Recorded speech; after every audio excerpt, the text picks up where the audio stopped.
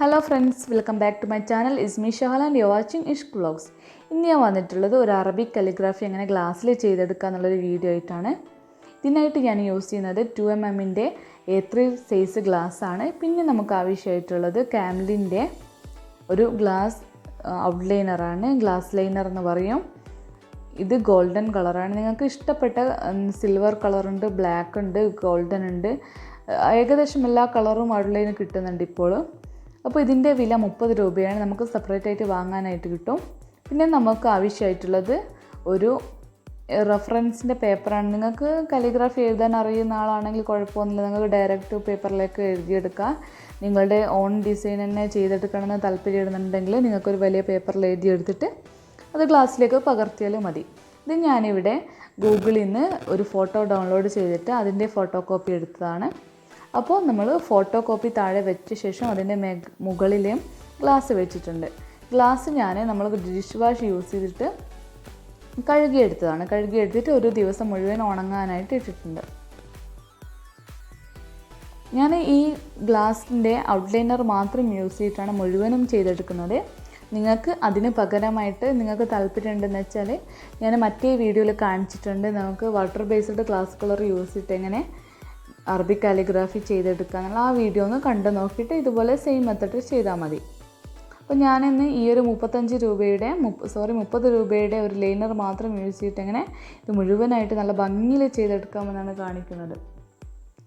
അപ്പോൾ നമ്മൾ ഇതിൻ്റെ അറ്റത്തെ ഭാഗം മാത്രം പ്രസ് ചെയ്യാൻ പാടുള്ളൂ. ഇതിൻ്റെ നടുഭാഗം ഒന്നും പ്രസ് ചെയ്യാൻ പാടില്ല. അറ്റത്തെ ഭാഗം മാത്രം പ്രസ് ചെയ്തിട്ട് ഇത് മുഴുവനായിട്ട് ലൈനർ ചെയ്തെടുക്കുക.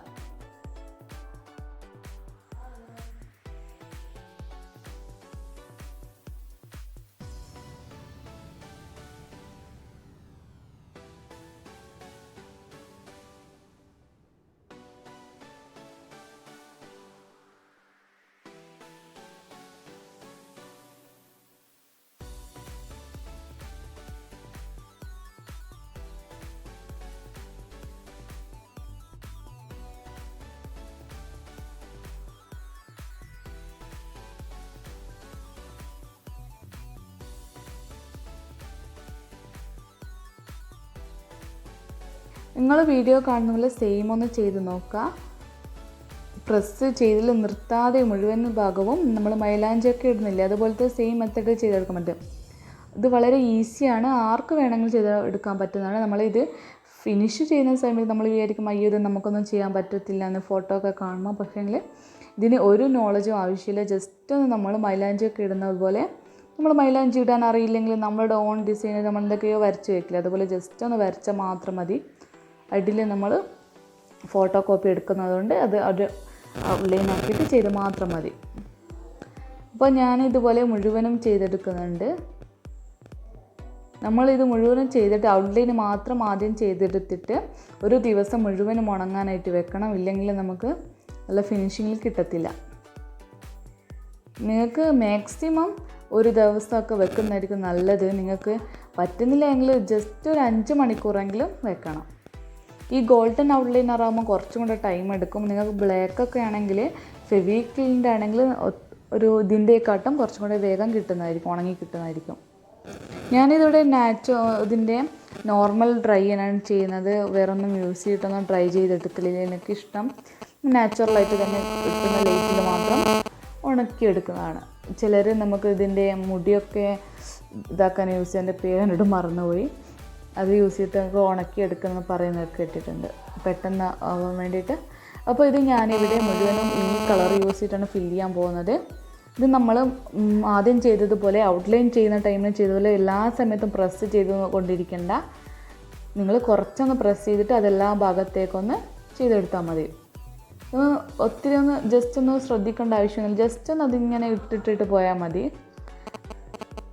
നമ്മൾ ഇത് ഗ്ലാസ് കളർ യൂസ് ചെയ്യുന്നതും ഇത് യൂസ് ചെയ്തിട്ടും തമ്മിലുള്ള വ്യത്യാസം എന്ന് വെച്ചാൽ ഇത് യൂസ് ചെയ്യുമ്പോൾ നല്ല ഗോൾഡൻ കളറായിട്ട് കിട്ടുന്നുണ്ട്. നമ്മൾ യെല്ലോ കളർ യൂസ് ചെയ്യുന്നതിനേക്കാൾ നല്ല ഗോൾഡൻ കളറായിട്ട് കിട്ടുന്നുണ്ട്.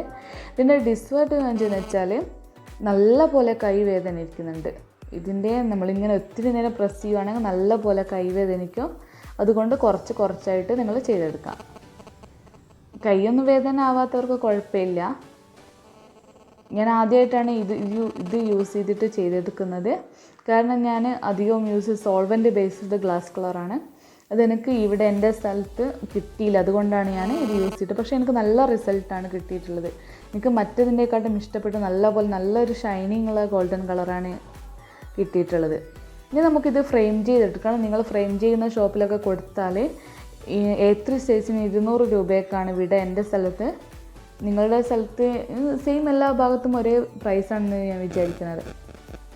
അപ്പോൾ ഇത് മുഴുവനും ഞാൻ ചെയ്തെടുത്തിട്ടുണ്ട്. നല്ലപോലെ ഡ്രൈ ആയിട്ടുണ്ട്. നമ്മൾ ഔട്ട്ലൈൻ ചെയ്തിട്ട് ഒരു ദിവസം വെക്കുക, അത് കഴിഞ്ഞിട്ട് കളർ ഫിൽ ചെയ്തിട്ട് 2 ദിവസം വെക്കുക. അപ്പോൾ എല്ലാവരും ഒന്ന് ട്രൈ ചെയ്ത് നോക്കണേ. ഇനി ഒരു വീഡിയോ